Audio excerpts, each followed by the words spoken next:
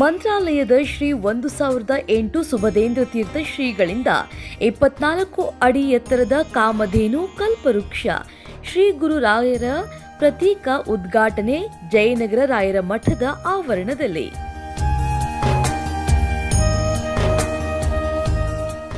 ಬೆಂಗಳೂರಿನ ಜಯನಗರದ 5ನೇ ಬಡಾವಣೆಯಲ್ಲಿರುವ ನಂಜನಗೂಡು ಶ್ರೀ ರಾಘವೇಂದ್ರ ಸ್ವಾಮಿಗಳ ಮಠದಲ್ಲಿ ಪರಮ ಪೂಜ್ಯ ಶ್ರೀ 1008 ಶ್ರೀ ಶ್ರೀ ಸುಬದೇಂದ್ರ ತೀರ್ಥ ಶ್ರೀಪಾದಂಗಳವರು ತಮ್ಮ ಅಮೃತ ಹಸ್ತದಿಂದ ಶ್ರೀ ಮೂಲ ರಾಮಚಂದ್ರ ದೇವರ ಸಂಸ್ಥಾನ ಪೂಜೆಯನ್ನ ನೆರವೇರಿಸಿದರು. ತದನಂತರ ರಾಯರ 24 ಅಡಿ ಎತ್ತರದ ರಾಯರ ಪ್ರತೀಕವನ್ನ ಪುಷ್ಪಾರ್ಚನೆ ಮತ್ತು ಮಹಾಮಂಗಳಾರತಿಯೊಂದಿಗೆ ಶ್ರೀಪಾದರು ಉದ್ಘಾಟಿಸಿದ್ರು.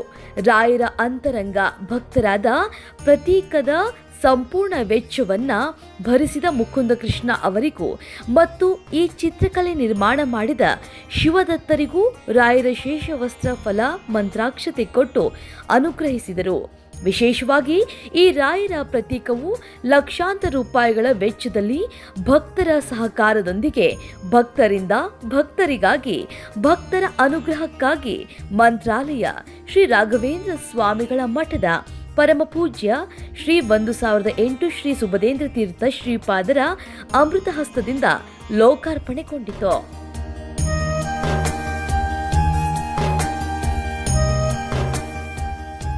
ಬಹಳ ಸುಂದರ ಅಪರೂಪವಾದ ಕಾಮಧೇನು ಕಲ್ಪವೃಕ್ಷ ಶ್ರೀ ರಾಘವೇಂದ್ರ ಸ್ವಾಮಿಗಳ ಪ್ರತೀಕದ ಸಂಪೂರ್ಣ ಜವಾಬ್ದಾರಿಯ ನಿರ್ವಹಣೆಯನ್ನು ಮಾಡಿದ ಶ್ರೀಮಠದ ಹಿರಿಯ ವ್ಯವಸ್ಥಾಪಕರಾದ ಆರ್.ಕೆ. ವಾದೀಂದ್ರ ಆಚಾರ್ಯರಿಗೆ ಶ್ರೀ ಗುರುರಾಯರ ಅನುಗ್ರಹ ಸದಾಕಾಲ ಇರಲಿ ಅಂತ ಅನುಗ್ರಹಿಸಿದರು.